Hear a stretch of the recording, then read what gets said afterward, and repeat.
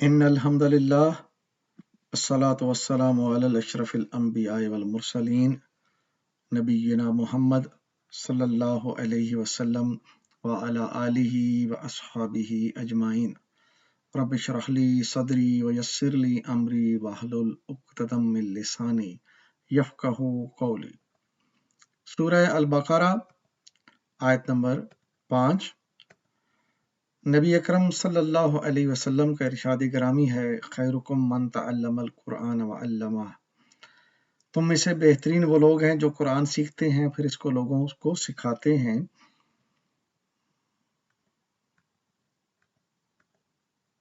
अऊज़ु बिल्लाहि मिनश शैतानिर रजीम, बिस्मिल्लाहिर रहमानिर रहीम। सूरह अल-बक़रा उलाइका अला हुदम मिर रब्बिहिम व उलाइका हुमुल मुफ़्लिहून। ये आयत नंबर 5 है। इससे पहले उन लोगों की बातें हो रही हैं, वो लोग हैं जो कुरान से हिदायत लेते हैं और ईमान के जो सारे लेवल है बताए गए हैं, और आखिर में बताया गया था कि वो आखिरत पर यकीन वाला ईमान रखते हैं। और यहाँ फरमाया गया इस आयत मुबारका में यही वो लोग हैं जो अपने रब की तरफ से हिदायत पर हैं, यानी सीधे रास्ते पर हैं, और यही लोग फलाह पाने वाले हैं। तो देख लीजिए, फलाह जो है वो सीधा रास्ते के साथ मुंसलिक है। जो सीधे रास्ते पे चलेगा फलाह वो पाएगा। और फलाह क्या है? एब्सोल्यूट कामयाबी है।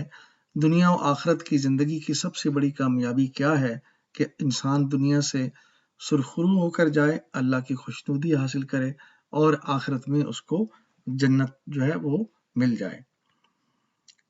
तो ये जो लफ्ज़ है फलाह, इस पे थोड़ा गौर करेंगे। अफलाहा मादा फा लाम हा बाब है असलमा। अफलाहा असलमा के वजन पे है और फलाहा से पहले अलिफ लगाया, इसको मजीद फी बनाया तो ये बन गया अफलाहा। फलाहा के मानी में 3 बातें पाई जाती हैं: फाड़ना, कामयाब होना और बका। फलाह के मानी किसान, जो बीज बोने के लिए ज़मीन को फाड़ता है, फसल पकने पर कामयाबी से हमकिनार होता है और इससे फ़ायदा उठाने पर अपनी मुराद पाता है।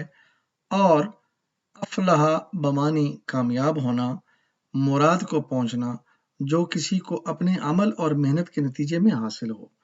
तो लिहाजा जो फलाह है या अफलाह है वो इंसान के अपनी मेहनत और उसके अमल के नतीजे में जो उसने सीधे रास्ते पे चलने में की है तो उसकी सूरत में उसको मिलेगी। तो इसको कहते हैं फलाह। मोमिन फलाह कैसे पाता है? सूरह अल-मोमिनून 11 आयात हैं, पहली 11 आयात हैं, उनको आप गौर से पढ़ें, किसी अच्छी तफसीर से भी उसकी तफसीर पढ़ लीजिए। कद अफलहल मोमिनून यहाँ से शुरू होती है और आखिर में जहाँ जन्नत का जिक्र है उसमें फरमाया कि हम फिहा खालिदून, वो उस जन्नत में हमेशा हमेशा रहेंगे। तो मैं आपके सामने सिर्फ तर्जमा रखूंगा। यकीनन फलाह पाई है ईमान लाने वालों ने जो अपनी नमाज में खशू इख्तियार करते हैं, लग़वियात से दूर रहते हैं, ज़कात के तरीके पर आमिल होते हैं, अपनी शर्मगाहों की हिफाजत करते हैं, सिवाय अपनी बीवियों के और उन औरतों के जो इनकी मिल्क यमीन में हों कि उन पर वो काबिल मलामत नहीं है। अलबत्ता जो उसके अलावा कुछ और चाहें वही ज़्यादती करने वाले हैं। अपनी अमानतों और अपने अहद व पैमान का पास रखते हैं और अपनी नमाजों की मुहाफ़ज़त करते हैं। यही लोग वारिस हैं जो मीरास में फिरदौस पाएंगे और उसमें हमेशा हमेशा रहेंगे। तो फलाह पाने वाले जो लोग हैं उनके लिए बता दिएगा कि यही लोग हैं जिन्होंने फलाह पाई है और वो ये काम दुनिया में करते थे, लिहाजा जन्नत उनको विरासत में मिल गई और उसमें हमेशा रहेंगे। कद अफलाहा मन तज़क्का। अब देखिए, फलाह पाने के लिए क्या बताया गया है कि फलाह वो पा गया जिसने पाकीज़गी इख्तियार की, अपने नफ्स की पाकीज़गी, दुनिया की गंदगियों से दूर रहकर अपने नफ्स को पाकीज़ा तरीके की ज़िंदगी पे चलाया तो गोया उसने फलाह पा ली।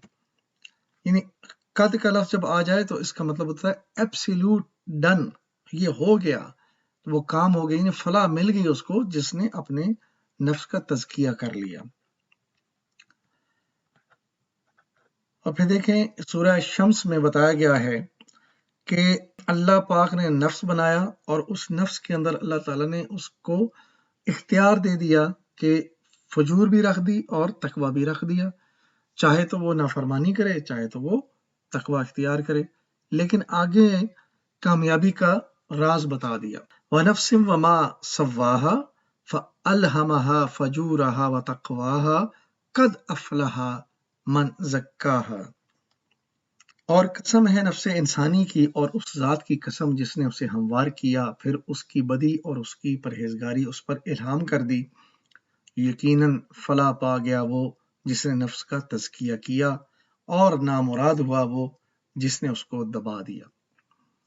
تو دیکھ لیجئے فلاح کا ڈائریکٹ جو تعلق ہے وہ تقوی اختیار کرنے میں ہے۔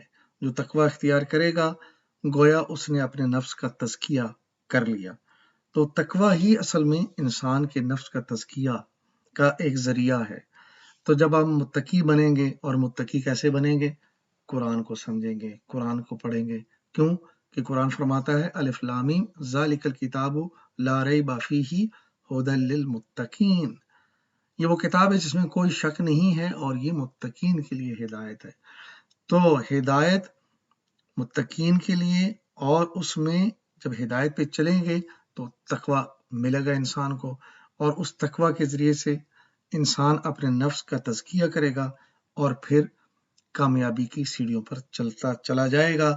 اللہ تعالیٰ سے دعا ہے کہ اللہ تعالیٰ ہمیں ایسی کامیابی حاصل کرنے کی توفیق عطا فرمائے، اور اللہ سے ہم دعا کرتے ہیں کہ اللہ ہمیں قرآن و سنت سے ہدایت لینے کی توفیق عطا فرمائے۔ میری زندگی کا مقصد تیرے دین کی سرفرازی، میں اسی لیے مسلمان، میں اسی لیے نمازی۔